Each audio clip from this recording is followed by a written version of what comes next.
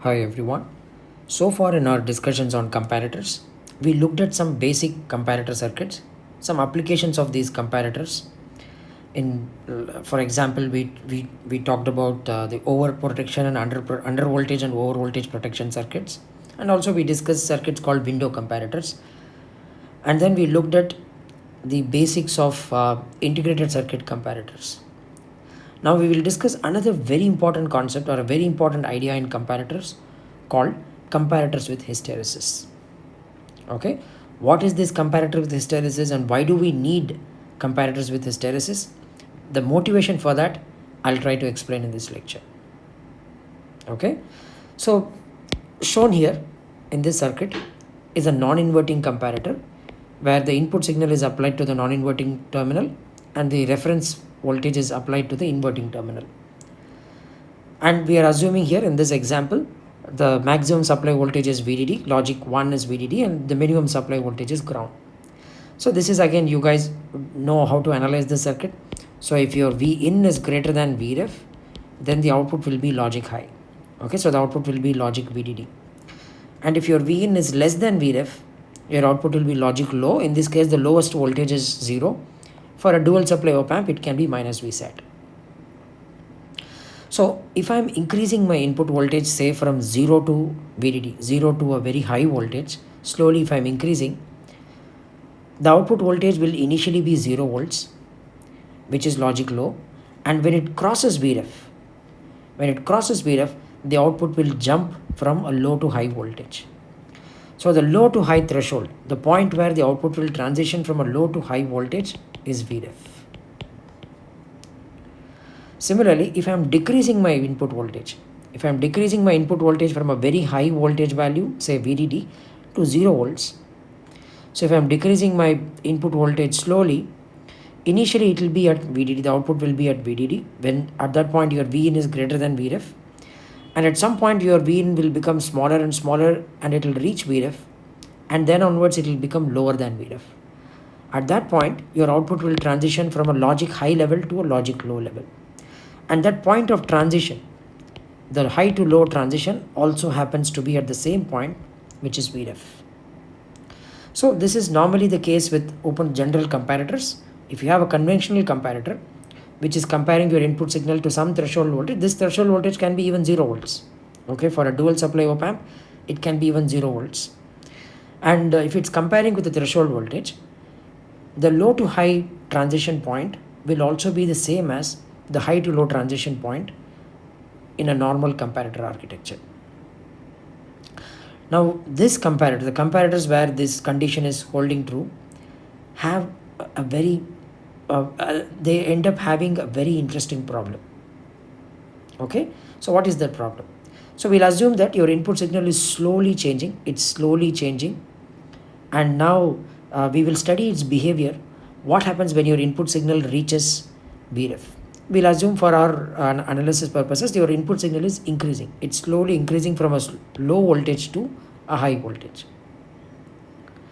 So generally when you are making this comparison process, when the comparator is undergoing the comparison process, any practical circuit, any analog circuit that you build always comes with noise. Okay, because of random thermal motion of electrons. It can be the movement of electrons in a BJT, or it can be in MOSFETs, in the channel. You will end up having noise in these circuits. And generally, how did we model noise? The noise is modeled as an additive noise, additive voltage, either at one of these input terminals. So I'm going to assume the actual inverting terminal voltage as Vref plus Vn. So what you are doing is you are not comparing Vin with Vref, but you are comparing Vin with Vref plus V noise. Noise is a random signal, and how to analyze noise, there is a field of study called random processes, how to quantify noise and study it. For our analysis purposes, we will treat noise as a signal which can keep varying without any patterns. Okay, it can be randomly varying. It won't look like a sinusoid. It can take a positive value, suddenly it can take a negative value, and it can then stay in that negative value for some time, and then it can go to positive. So there will be no patterns. So such a signal, we call it as a random signal. But generally we can say that its amplitude levels will be limited within a certain range of voltages. So that's what I've shown here now. So your noise Vn is now riding on top of a reference voltage. So now this comparison process, this comparator now compares your input signal with Vref plus Vn. Not just Vref plus Vn. So what happens when your input signal reaches very close to Vref? When your input signal is much farther away from Vref, even though there is noise, it's not really going to impact because your noise voltage levels are so small. The gap between Vin and Vref is so high that it's not going to impact the comparison process. But when your input signal reaches very close to Vref, at that point, your noise will start impacting your comparison process. Now, what do I mean by that? Let's take a small example. Your reference voltage is fixed and this is your input signal. I'm going to draw the noise in the reference voltage in the presence of noise. This will be Vref plus Vn. Noise can be random. Suddenly your noise voltage can become lower locally and then it can increase and then it can become lower and it can go like this. Okay, your input signal, this is your input signal, has not crossed Vref yet, but in the presence of noise, locally your reference plus noise can become lower than Vn. Even though the actual input voltage has not crossed Vref, locally because of noise, in the presence of noise, your input signal can locally become higher than Vref plus Vn. In the presence of noise, it can become higher than Vref. So now what happens? Even though your input hasn't really crossed yet, your output will think, your comparator will think that your input voltage has crossed Vref and therefore output will go to logic high, which is what I've shown here. Locally, your output at this point itself, it will jump to logic high. Then it will stay at logic high. And if you see, the noise here again becomes positive. As I said, noise doesn't have any pattern. It can run from a negative to a positive voltage. So suddenly the noise becomes high enough that the noise plus reference voltage becomes higher than the input. Now see here, at this point your input has crossed the reference voltage. Input is ideally greater than reference. But because there is noise, the noise plus reference voltage can be higher than your input signal. So now your comparator will think that your input is not greater than Vref and so your output will go to logic 0. So at this point your output will just go to logic 0 and it will stay until this point. After this point, even though there is noise, your input signal has become large enough that it's always going to be greater than Vref plus Vn. So then your output will remain logic 1 constantly. So that's what I've shown here. Okay, before your output becomes stable logic high, its value keeps oscillating between 1 and 0 for a short duration. This can become a problem in, let's say, under voltage or over voltage protection circuits. Your switch control signal for these under voltage and over voltage protection circuits will keep changing, it will keep on changing. So your switch will turn on, turn off, turn on, turn off for a short duration. You don't want that. This problem is called false triggering. Okay, where your output is not stable for a small region of, especially if your input signal is changing very slowly, right? If your input signal is changing very slowly, this false triggering problem can exist for a very long time. Okay, your circuits, your switch or the comparator's output will keep changing randomly between 1 and 0. It will keep oscillating between the two levels. This problem is called false triggering. Okay, so comparators, generally if you just use a regular open loop comparator as it is, you end up with this problem of false triggering. And that false triggering happens because of this very simple condition that your low to high voltage is exactly equal to high to low voltage. These two voltages are equal. That's why it happens, right? Locally your input signal goes higher than Vref and then it goes lower than Vref because of noise. But because your high to low and low to high voltages are the same, the transition happens. Because your output goes to logic high and then comes back to logic low in that moment itself. So this problem happens because of this condition because of this point. Okay, locally noise is randomly corrupting this comparison process. It's changing, it's oscillating. Your reference voltage is oscillating between these two voltages.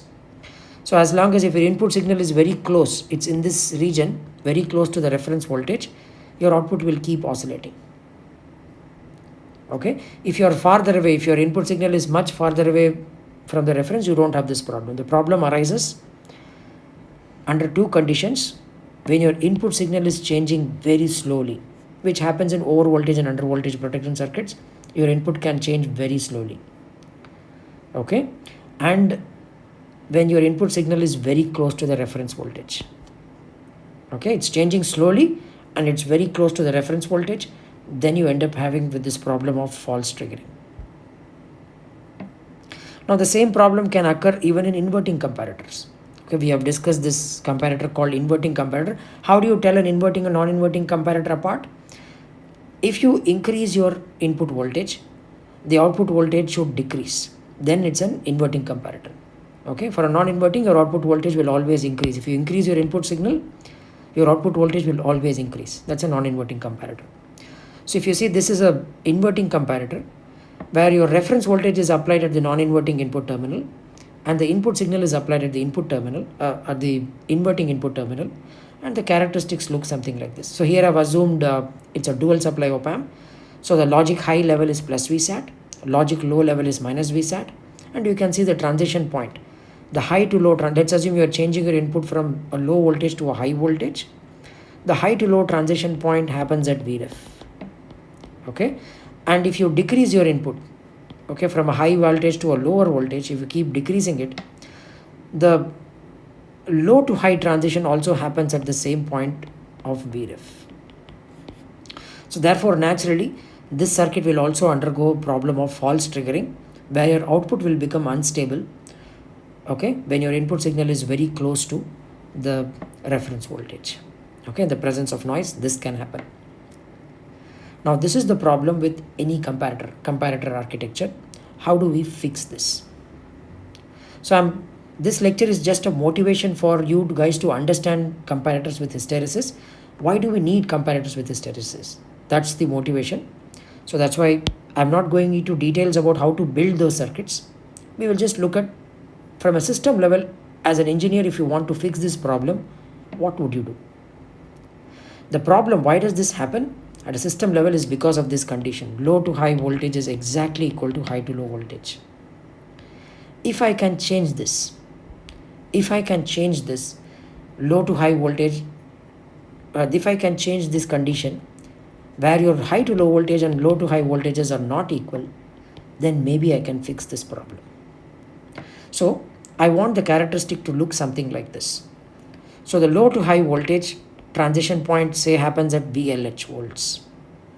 Okay, that's the low to high transition point.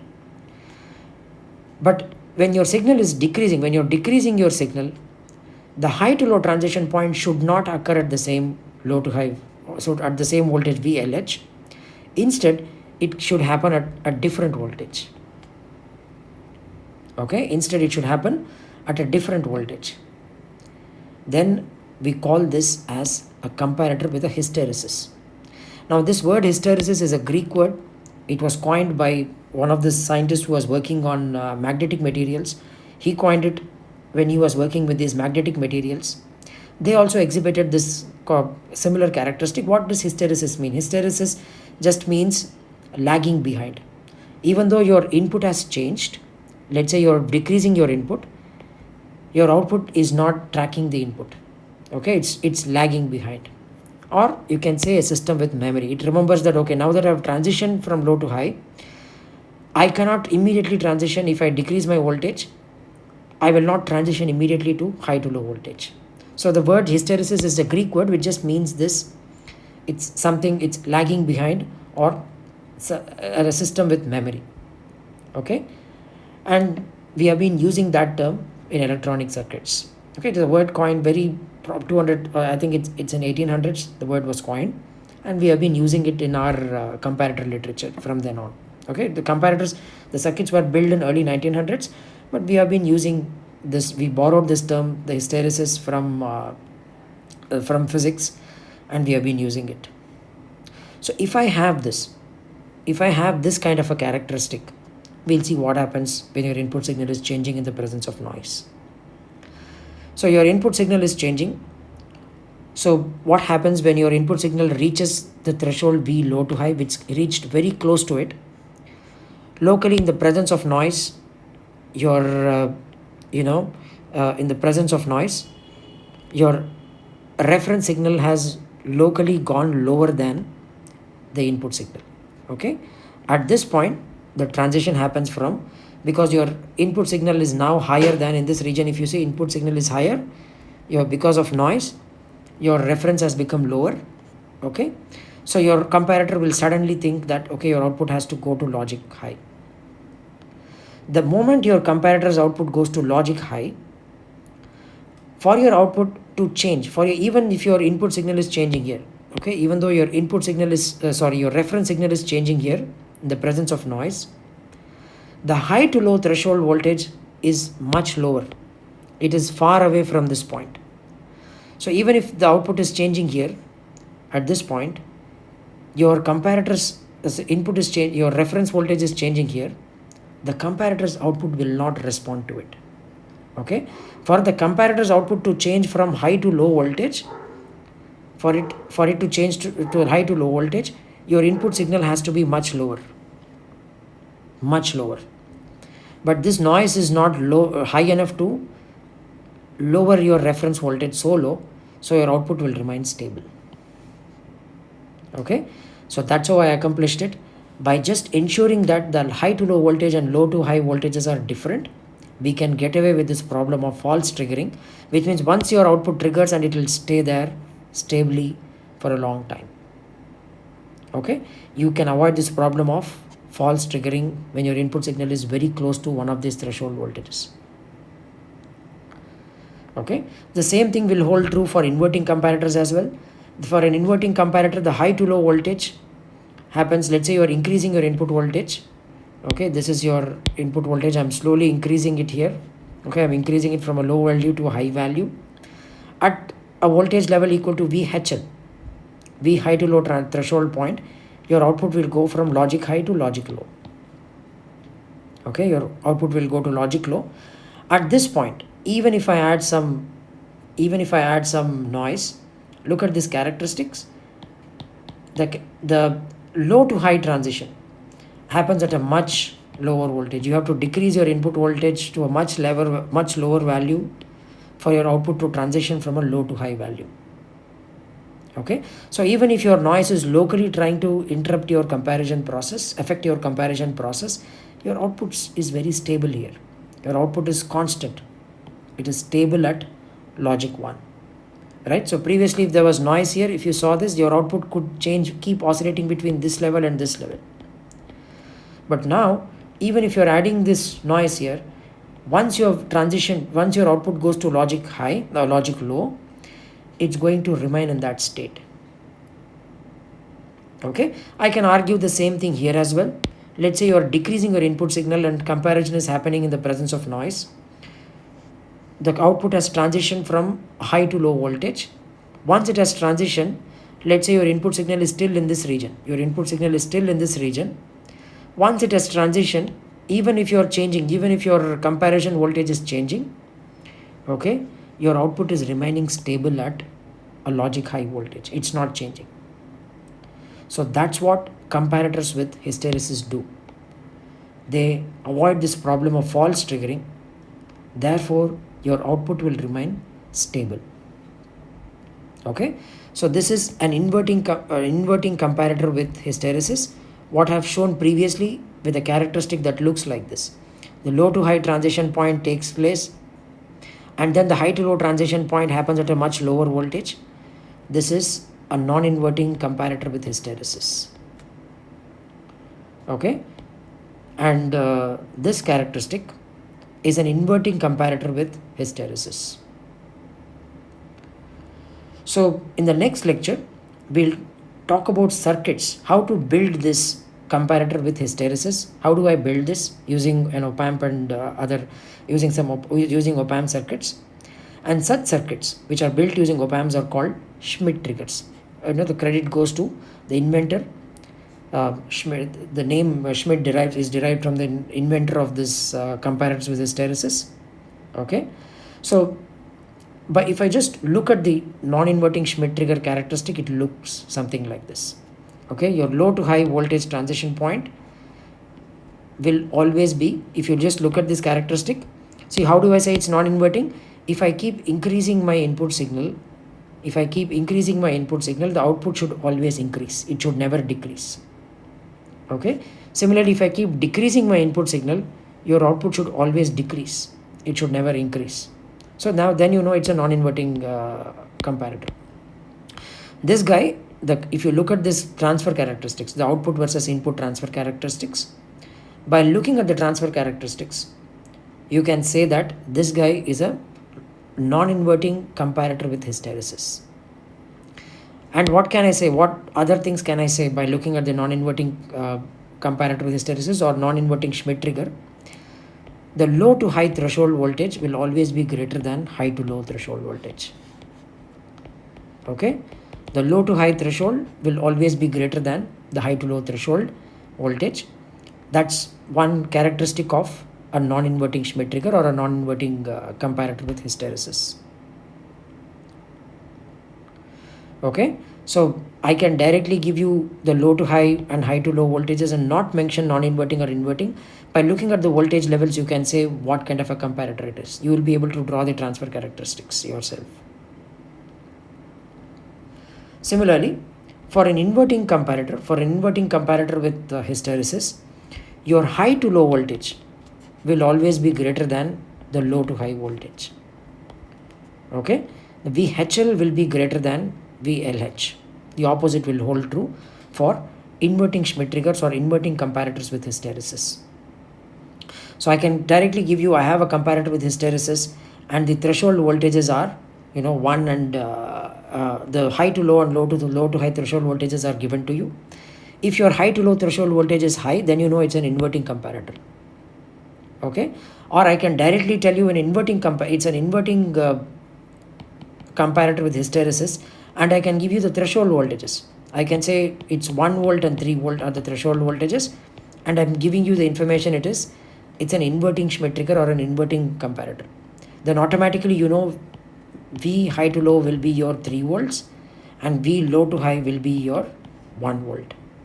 Okay, because your high to low voltage will be greater than the low to high voltage.